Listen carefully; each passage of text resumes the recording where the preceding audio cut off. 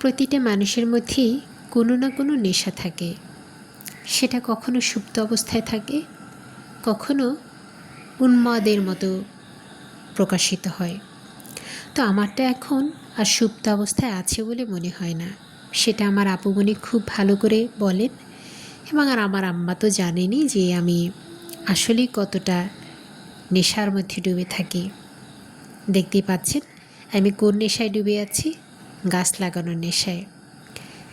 এত গাছ লাগাচ্ছি, তারপরও মন প্রাণ ভরছে না।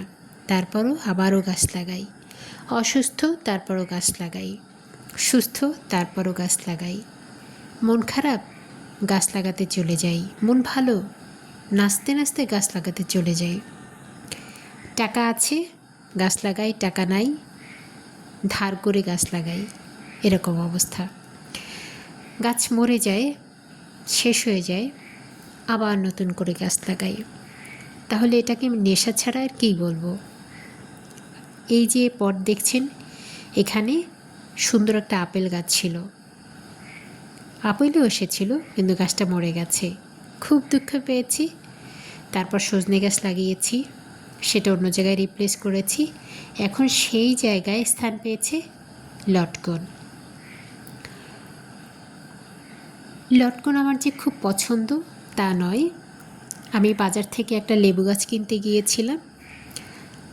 তো যে গাছ বিক্রেতা, সে আমাকে একটা লটকন গাছ ধরিয়ে দিল। কি আর করার, বলল যে আগামী বছর ফল আসবে, ফুল আসবে, আগামী বছরই আসবে। সে একেবারে জোর দিয়ে বলল।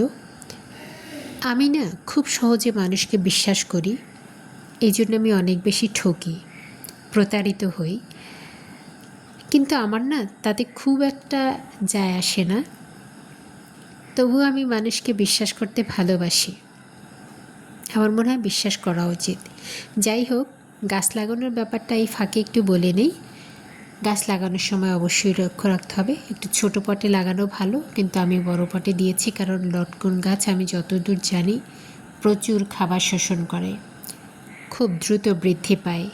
দেখতেই পাচ্ছেন এত একটা ছোট গাছ কতগুলো ব্রাঞ্চ বেরিয়েছে, এবং এটাতে যেহেতু গাছ ভর্তি ফল আসে, এবং এই গাছটি একটু হৃষ্টপুষ্ট হওয়া দরকার, যার কারণে আমি প্রথম থেকেই বড় পটে দিয়েছি। লটকন গাছ নিয়ে আমার তেমন কোনো অভিজ্ঞতা নাই, অবশ্য কোনো গাছ নিয়ে অভিজ্ঞতা ছিল না। এখন তো আমি কিছুটা এক্সপার্ট হয়ে গিয়েছি। সেই এক্সপার্টিসের আলোকে আমি এই গাছটিও লাগালাম যথারীতি। ড্রামে আগে থেকেই কিছু মাটি ছিল, আমি খুব একটা চেঞ্জ করিনি, বাট এতে আমি কিছু অর্গানিক সার দিয়ে দিয়েছি, খৈল পচা দিয়ে। এই টানা বৃষ্টিতে সেটা যেন ধুয়ে না যায়, আমি পলি ব্যাগ দিয়ে ঢেকে রেখেছিলাম। তো এখন জাস্ট উঠি গাছটা লাগিয়ে দিলাম। এবং গাছ লাগানোর পর একটু পানি অবশ্যই দিতে হবে। সেটা আপনি বর্ষাকালে লাগান আর যে সময় লাগান, অবশ্যই পানি আপনাকে প্রপারলি দিতে হবে। এমনভাবে দিতে হবে যেন এই পানিটা দেওয়ার পরে গাছের, অর্থাৎ ইয়াটা বোঝার জন্য, ড্রেনেজ সিস্টেমটা বোঝার জন্য নিচ থেকে পানি পুরোটা চলে যায়। এইটা যদি আপনি নিশ্চিত করতে পারেন, তাহলে ধরে নেন আপনার গাছ মোটামুটি শতভাগ বেঁচে যাবে। এটা হচ্ছে গাছ লাগানোর জন্য একটা ট্রিক্স, বিশেষ করে ছাদের কাছে। জমিতে কিন্তু এই প্রবলেমটা হয় না। আল্লাহ তাআলার অসীম কুদরতে মাটির ভিতরে কিন্তু ওই সিস্টেমটা থাকে।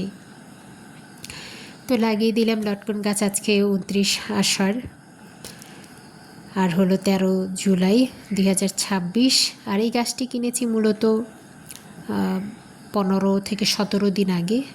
আজকে তো রবিবার, হ্যাঁ, এই গেল শুক্রবারের আগের শুক্রবার, দ্যাটস মিন 15, 16, 17 দিন পরে আমি গাছটা লাগিয়েছি। টানা বৃষ্টির জন্য আমি গাছটি লাগাতে পারিনি। আমি চেয়েছিলাম গাছটি অন্য এক জায়গায় লাগাবো, কিন্তু শরীর পারমিট করছে না যে এটা বয়ে নিয়ে যাব। তো যাই হোক, ফল হলে তখন দেখা যাবে, দেখি এটা থেকে আমি কোনো কলম করতে পারি কি না। আর লটকন গাছ ছাদে হয় কি না আমি জানি না, তবে 2-1টা ছাদে আমি দেখেছি, সেটাও ইউটিউব ঘেটে, যে ছাদে লটকন হয়। তো দেখা যাক। আর এটা টক না মিষ্টি জাতের সেটাও ভালো জানা নাই। তবে আমি ছাদে গাছ লাগালে মোটামুটি করলা পর্যন্ত মিষ্টি হয়ে যায়, সেক্ষেত্রে তো লটকন মিষ্টি হওয়ারই কথা। এটা আল্লাহ সুবহানাহু ওয়া তাআলা থেকে এক অশেষ রহমত, এবং আমি বিশ্বাস করি, এবং আল্লাহ তাআলা তো বলেই দিয়েছেন আমরা তাকে যেভাবে দেখব ভাবব তিনি আমাদের জন্য সেরকমই। তো আমি আশা করি এটাও মিষ্টি হবে। আর এটার জন্য বাড়তি কী পরিচর্যা হতে পারে সেটা হলো অ্যাজ ইউজুয়াল, এই যে পাতাগুলো হয়তো পোকায় কাটে, সেই ধরনের কিছু একটা স্প্রে দিয়ে দিতে হবে। আমি মূলত ম্যানসার দিয়ে থাকি, ছত্রাকনাশক।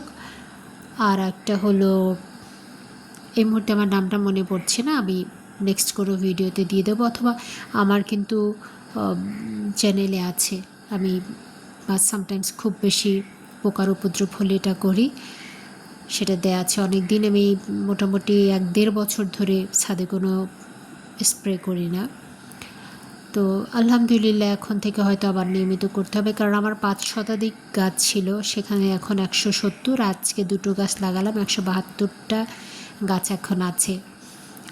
খুবই বেদনাদায়ক। আপনি চিন্তা করুন, আপনার 500টি গাছ থাকলেও 500টির মধ্যে 170টি যদি থাকে, বাকিগুলো যদি মারা যায়, আপনার কেমন লাগবে বলুন তো?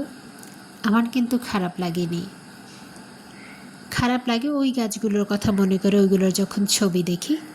বাট আমি কিন্তু আবার সেগুলোকে রিপ্লেস করার চেষ্টা করছি, আবার নতুন কোনো গাছ এনে দিচ্ছি। আমার ছাদের একটা গাছ আমার চোখের সামনে মরে যাবে, এটা আমি কখনোই হতে দেই না। আমি এটাকে আবার আইসিইউতে নেই। এরকম গাছও আমার আছে, আমার চ্যানেলে দেখতে পাবেন। একটা দেশি পেয়ারা গাছও মরে যাচ্ছিল, প্রায় 3 মাস যত্ন করে ওটা এখন চমৎকার ফুল ফল ধরছে। এটাই তো নেশা, এটাই তো ভালোবাসা, এটাই তো প্রেম, এটাই তো হচ্ছে তীব্র টান। আপনি কি আপনার কাজের প্রতি সেই ডেডিকেশন দিতে পারছেন? আমার মনে হয় করা উচিত। আপনি যে কাজটা করবেন সেই কাজটাকে যদি ভালোবাসতে পারেন, সেই কাজটা যদি আপনাকে আনন্দ দিতে পারে, আমার মনে হয় আপনি সেখানে সফল হবেন ইনশাল্লাহ। এই যে কাদামাটি খোঁড়া, গাছে পানি দেয়া, পোকামাকড়ের জন্য ওষুধ দেওয়া ভীষণ ভীষণ কষ্টের। যে করে সে বুঝতে পারে। অফিসিয়াল কাজ আমি কোনোভাবেই ছোট করে দেখছি না। সেখানে ওয়েলনেস পড়া হয়, ব্রেন ওয়ার্ক বেশি করা হয়, ছুটোছুটি করা হয়, অনেক বেশি প্রেশার থাকে। কিন্তু আমি যখন আমার নিজের কাজটা করি, আমার মনে হয় সেখানে অনেক বেশি প্রেশার থাকে। সেখানে জামা কাপড় ময়লা হয় খুব তাড়াতাড়ি, মাটি খাবলানো, পোকার কাছে যাওয়া, রোজ পানি দেওয়া, এবং ফিজিক্যাল এক্সারসাইজ তো এত বেশি হয় যে এখন উল্টো জয়েন্ট পেইনে ভুগছি, এবং আমি বাগান করতে এসে কিন্তু ব্যাক পেইনে পড়ে গেছি, কারণ ম্যাক্সিমাম কাজগুলো আমাকে করতে হয়। আমি সামটাইমস লেবার নেই, কিন্তু বাকি সময়গুলোতে আমি নিজেই করি।